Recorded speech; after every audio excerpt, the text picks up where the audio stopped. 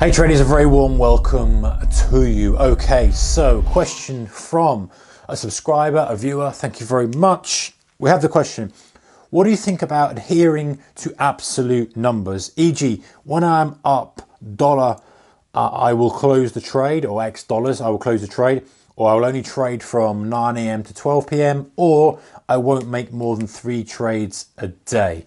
Okay, so there's a couple of things there. Number one is if I make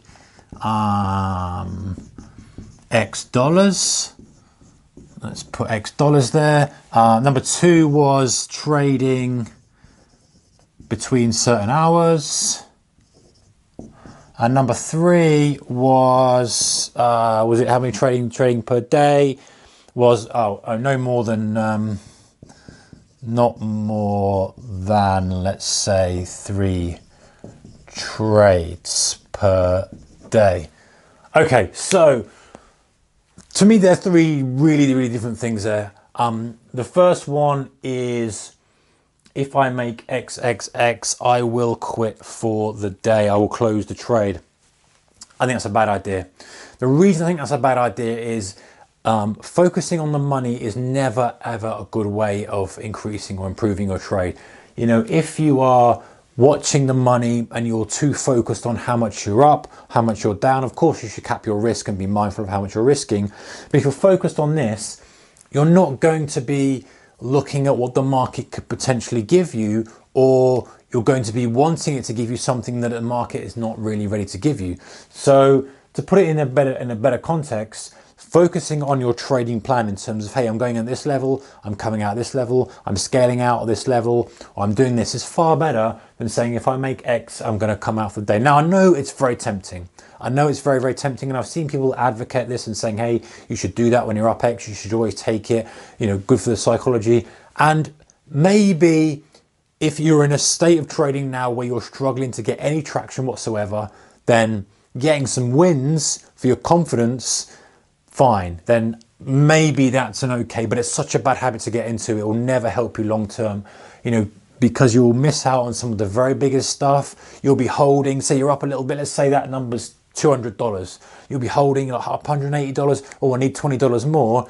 But, you know, you might be coming up to, you know, massive resistance, and it's about the market's about to close, or, you know, the US market's about to open, or something's about to happen. And you're like, well, I need the extra 20. So I think that's a bad way of doing it generally. I think that if you cannot do that, you're going to do better out of it. So number 2, trading between certain hours. I think that's a great idea. So these, I think, are completely different kind of questions. And by the way, thank you for the question. A great question. It makes a lot of sense, and something that we should all consider as how we can use absolute numbers in our trading, in the good parts and bad parts. This is my kind of take on this.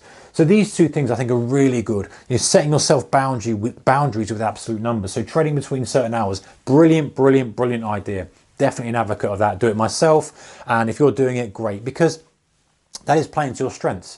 You're basically saying, hey, you know what? I'm very good at trading active morning opens, so I'm going to trade the opens, or I'm rubbish at trading the opens, I'm going to avoid it. So then you say, this is the boundary, I'm going to bring it in. Oh, my strengths lie here. Let me just adjust it and move my trading and dig myself in, or place myself into the section where I give myself the biggest chance of success. No point in trading everything. No point in trading kind of lunchtime if you're very good at mean expansion, volatility expansion, range expansion type trades, that kind of thing. So yeah, definitely bring yourself in, restrict your hours of trading.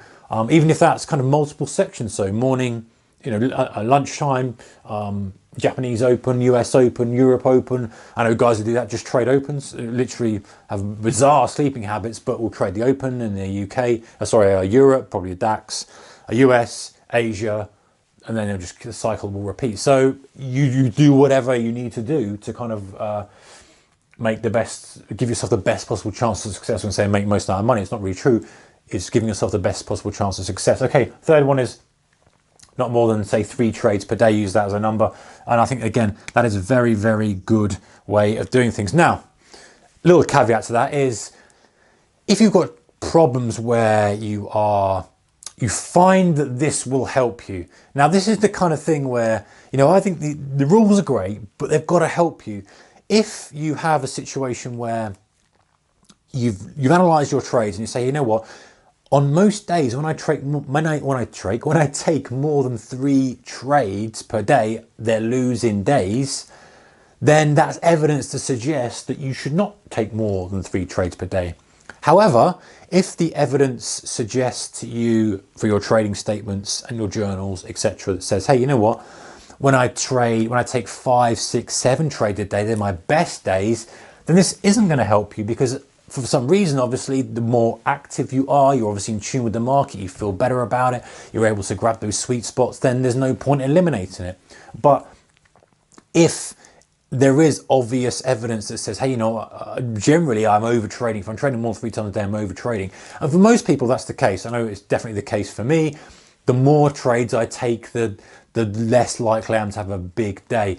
There are some exceptions, kind of years when volatility very, very high in specific things, and very aggressively trading, very, very active, and there wasn't really a correlation between activity and P&L. But for most of the time, you know, generally speaking, then this is going to be a good framework for you. If you're over trading and you kind of really want to seek risk, which a lot of us do, then this will just hold you back and say, well, I've only got 3 credits for the day, so to speak. Do I need to waste a bullet on this in this setup? Is this the best setup? Should I really be saving one for the end of the day? Yes, I should, because normally the end of the day gives me a good trade. So I don't really want to take this lunchtime on because I want 2 bites of the cherry at the end of the day. That kind of thing, that kind of internal dialogue goes on in your head, and it's often good to restrict yourself.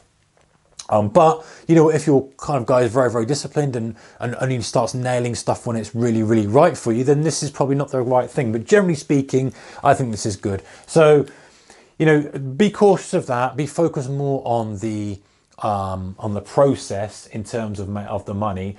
Now, one thing which is the obvious one here, guys, is you flip that from make to lose. You definitely should have an absolute number for your trading loss, so whatever that number may be, and also an absolute number for your drawdown as well from the high. So intraday, if we're talking about intraday traders, this guy looks like an intraday trader, guy or girl looks like an intraday trader, he or she, sorry, looks like an intraday trader, from the drawdown from the high. So if you're up $800, £800, you only want to give back, say 3, 4, whatever you feel comfortable with, and whatever aligns with your trading strategy and risk per trade. And perhaps you even add another parameter that says, you know, when I'm up 200, I will reduce my size because I want to kind of protect it a bit. Or you might even flip it on its head and say, you know, when I'm up to 200, I increase my size because I'm on the ball and I want to be aggressive about it. I don't think there's any right or wrong, but I think the best thing to do is to check the evidence that comes to that conclusion. If the evidence says I should be doing this, then by all means put it in. But if the evidence suggests the contrary, then flip it on its head. All right, I hope that helps. Thanks for the question. Good trading. Take care. See you next one. Bye-bye.